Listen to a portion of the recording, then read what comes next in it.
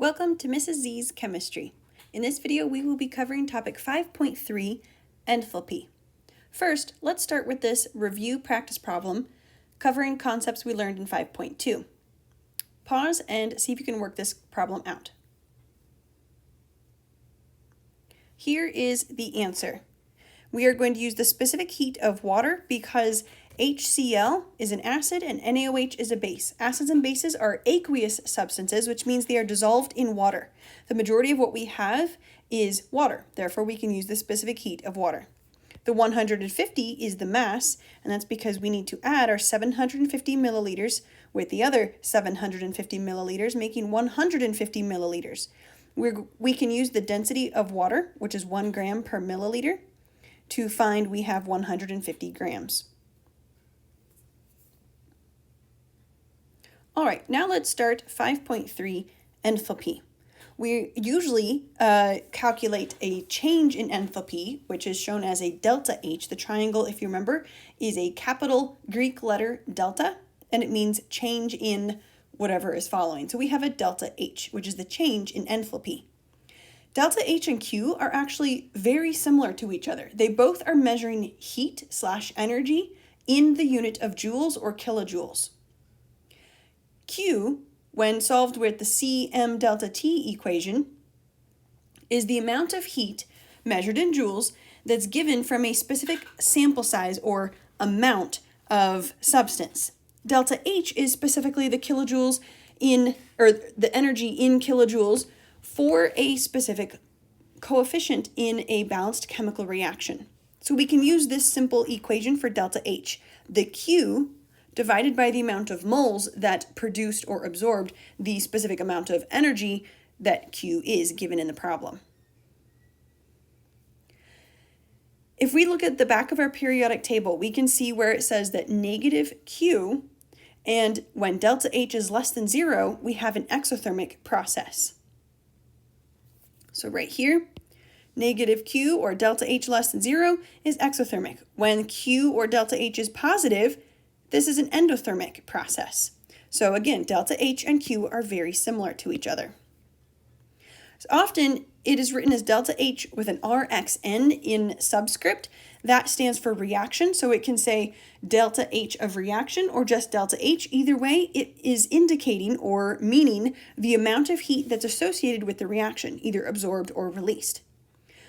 You have to remember that the coefficients in the balanced chemical reaction are meaning moles and not molecules. Here is an example of a thermochemical reaction. We have our reaction. 1 mole of hydrogen gas is reacting with half a mole of oxygen gas, and it turns into 1 mole of water molecules in the liquid phase. And this produces 286 kilojoules. We write the delta H as negative because negative means released or produced. A positive delta H describes the energy as being absorbed or gained. I know that seeing a half coefficient might seem a little odd. We probably haven't seen that yet up until now. Most of these thermochemical reactions, we like writing the delta H as specific to 1 mole of the product. Not always, but sometimes we like having one of the coefficients, whatever is the focus of the reaction, to have 1 mole. And then the other coefficients might have to be a fraction. Our delta H is going to change based on what the coefficients are in the chemical reaction. So again, here is our example. If we were to double all of the coefficients, so the 1 for the H2 turns into a 2, the half for the oxygen turns into a 1, and the 1 for the water molecule turns into 2 coefficients. So we've doubled all of the coefficients. We also need to double our delta H so that now we have 572 kilojoules of energy being released when 2 moles of water is being produced by this reaction. If we were to half or divide each coefficient by 2, as in this example here, so that the ratio is half to quarter to half, we would then have to half the delta H as well. So what do you think about this? Does this tell us that this enthalpy is an extensive or intensive property? Remember when we learned about intensive and extensive properties? Intensive property is independent of the amount of substance. So a good example of that is boiling point. It doesn't matter if you have a drop of water, a gallon of water, or a swimming pool of water. Doesn't matter how much you have, the boiling point will always be 100 degrees Celsius. That value will not change based on how much you have. Boiling point is an intensive property. Mass is an extensive property because the mass of your substance will change based on whether you have 1 drop of water or a gallon of water or a swimming pool of water. Mass is an extensive property. Enthalpy is also an extensive property because, as we saw in this previous slide, the amount of energy released or absorbed in a reaction is dependent on how much you have. Enthalpy is also dependent on the state of matter. In the example we've been talking about so far, we have been producing liquid water from this chemical reaction, and it's releasing 286 kilojoules. If we have the same reactants, 1 mole of gaseous hydrogen, half mole of gaseous oxygen, reacting in conditions that would create gaseous water molecules instead of liquid, then the delta H is actually a little bit different. It's going to release only 242 kilojoules. This whole process right here is called a thermochemical reaction. Of course, it's just the same balanced chemical reaction that we are similar to seeing. However, it has a delta H attached to the reaction. Here's the first example.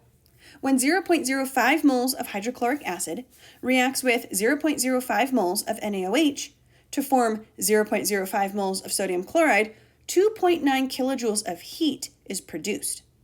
Write a balanced thermochemical equation for the reaction of 1 mole of hydrochloric acid.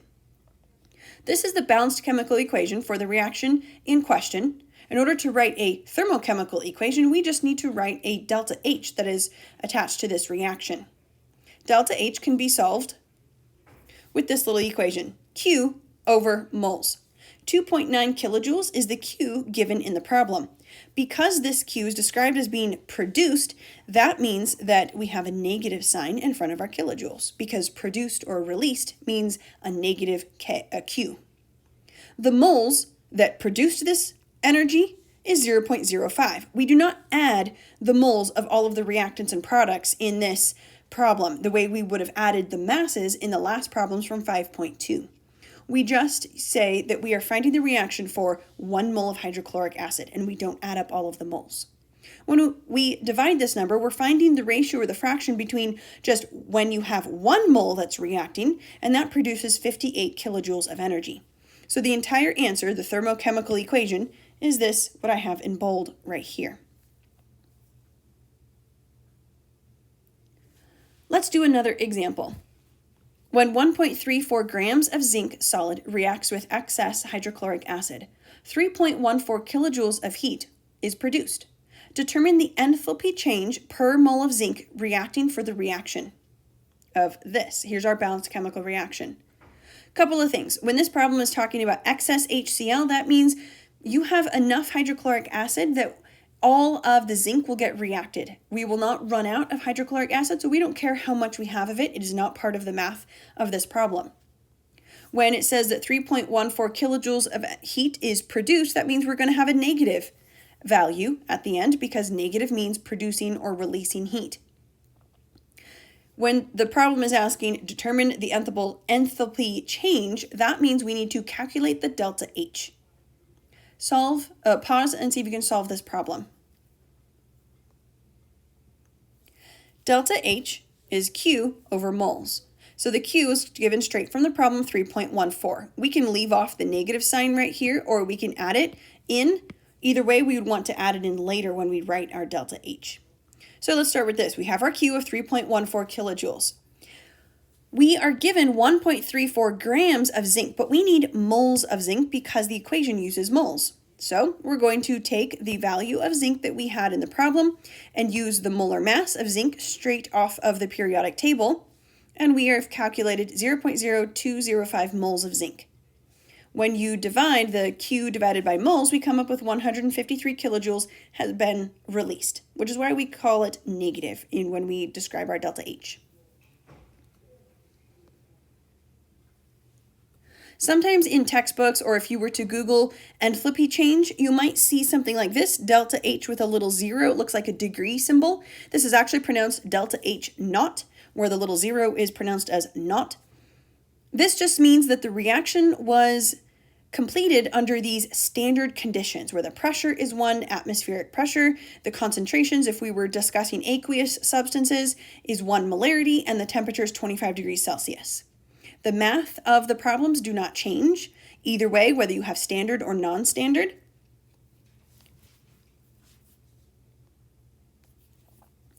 We can also have a heat of combustion or enthalpy of combustion, and that is the exact same concept and calculated the same way. We just often show a little subscript C next to the delta H, just meaning that it's a delta H of a combustion reaction. If you remember, combustion reactions always include a hydrocarbon, which is a molecule that has carbon and hydrogen, and sometimes it has oxygen in the molecule as well. This hydrocarbon, in order to combust or burn, must combust in oxygen or elemental oxygen. O2 is what we find in the atmosphere, not just single oxygen atoms. Oxygen is diatomic. So it's going to combust in oxygen or react with oxygen, and combustion reactions always produce carbon dioxide and water. Heat of combustion or enthalpy of combustion values are always written with reference to 1 mole of the hydrocarbon. So if that means we have to change one of these coefficients to a fraction, that's okay. You might see some fractions in the coefficients, and that's not a problem. Here is a list or chart of a bunch of different combustion reactions and their enthalpy of combustion. The first compound in each of these reactions corresponds to the name that's written over here of the substance. Notice some of these actually, like magnesium and the sulfur, they are not a hydrocarbon, however, they can combust in oxygen.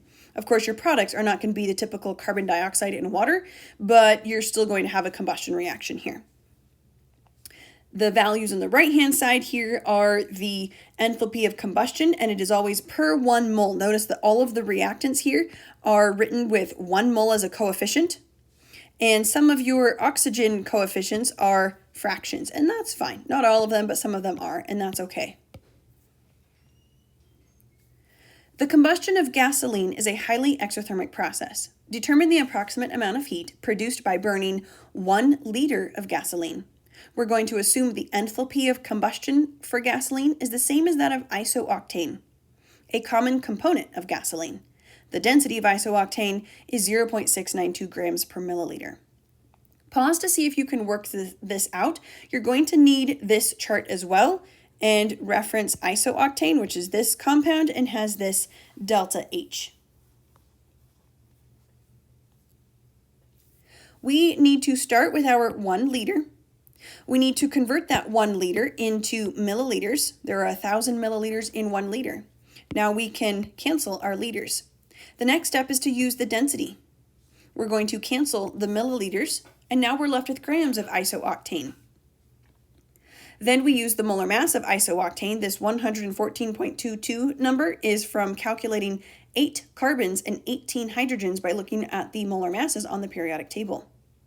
Now the grams of isooctane have been canceled, and we're left with just the moles of isooctane. So let's use the enthalpy value here that we found on that previous chart of 5,461 kilojoules being released for every mole. So the moles are canceled, and when we multiply across the top, divide across the bottom, we're left with our answer of 33,000 kilojoules of heat is being released when just 1 liter of gasoline it combusts or burns.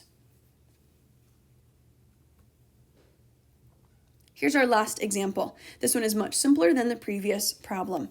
How much heat is produced by the combustion of 125 grams of acetylene? Pause and work this out.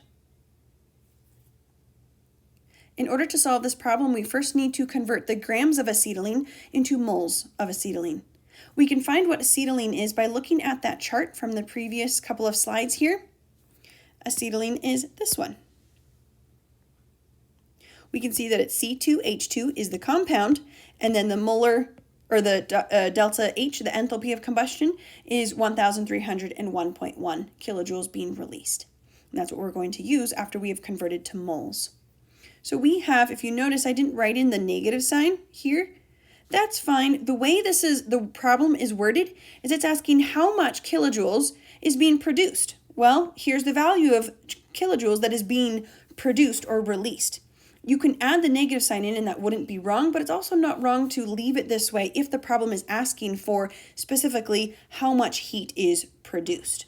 If the problem asked you to figure out whether it was being produced or if it was being absorbed by the reaction, then it would be important to include the sign, because then that would tell you whether it's been produced or released or absorbed.